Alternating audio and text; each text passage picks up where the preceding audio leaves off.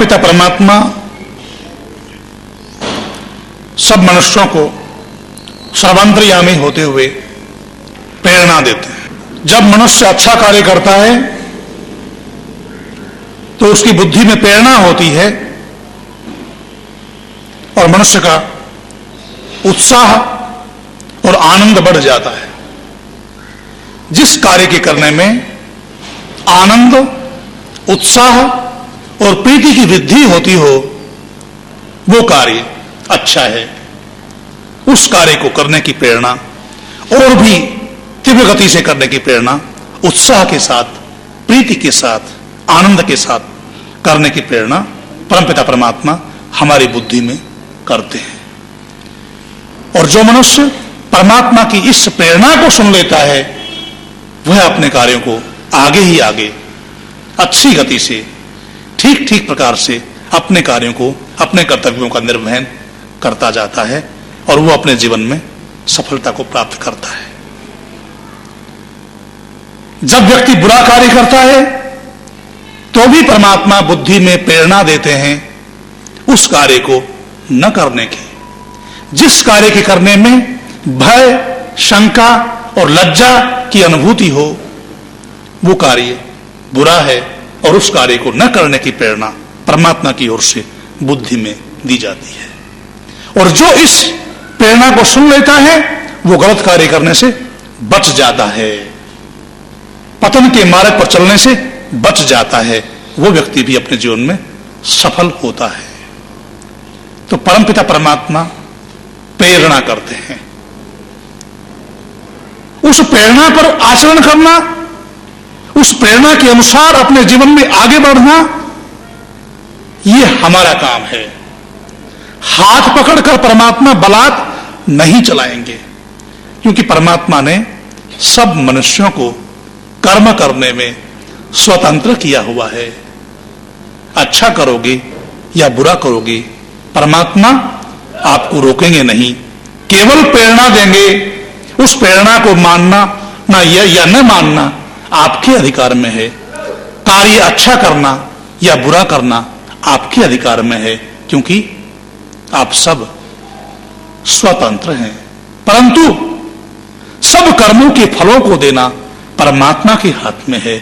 आप अच्छा करेंगे या बुरा करेंगे, उनका अच्छा या बुरा फल परमपिता परमात्मा देंगे। अवश्य में भोक्तव्यम कृतम कर्म शुभाशुभम। जो भी हम अच्छा या बुरा, शुभ या अशुभ कर्म करते हैं उसका फल निश्चित रूप से हमें भोगना पड़ेगा।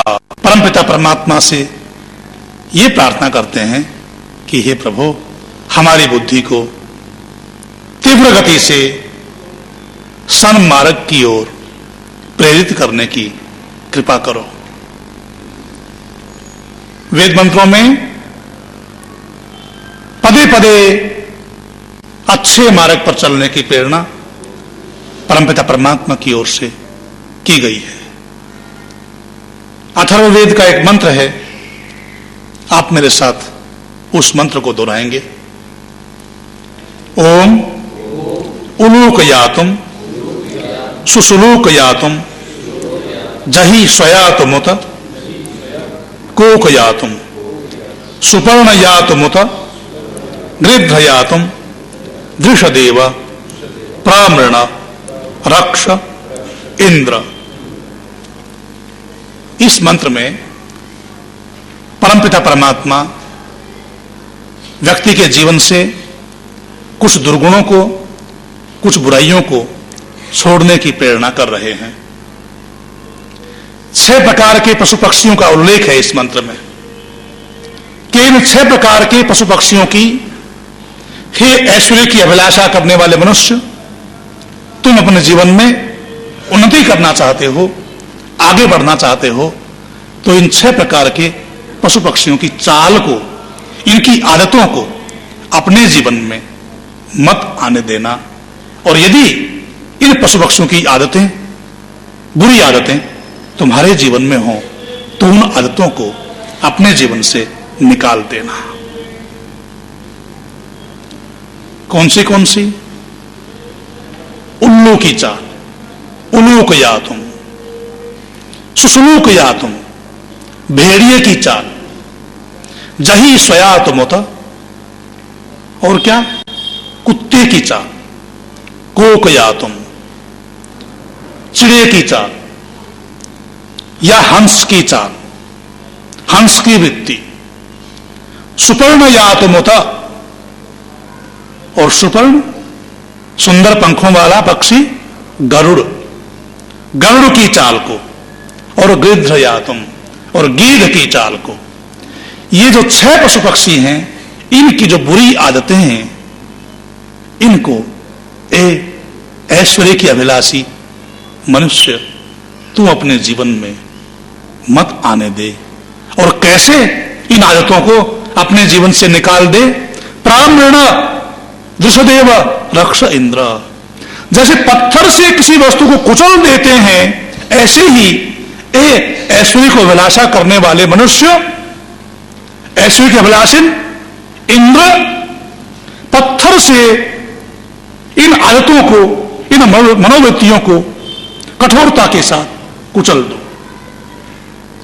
जैसे पत्थर से किसी वस्तु को कुचल देते हैं, ऐसे ही तुमने इन गलत आदतों को कठोरता के साथ अपने जीवन से हटा देना है, निकाल देना है, यदि तुम अपने जीवन में ऐश्वर्य को प्राप्त करना चाहते हो तो। इंद्र नाम ऐश्वर्य का है। परमात्मा सबको सब प्रकार के ऐश्वर्य देने वाले हैं, इसलिए परमात्मा को इंद्र कहते हैं। और मनुष्य भी जो ऐश्वर्य की अभिलाषा करता है, ऐश्वर्य प्राप्त करना चाहता है, उसे भी इंद्र कहते हैं। तो यहां परमात्मा उस मनुष्य को इंद्र के रूप में संबोधित करते हुए कहते हैं कि मनुष्य अपने जीवन से इन चालों को तुम छोड़ दो। गायत्री मंत्र में हम प्रार्थना करते हैं कि हे प्रभु, हमारी बुद्धि को सन्मार्ग में प्रेरित करना।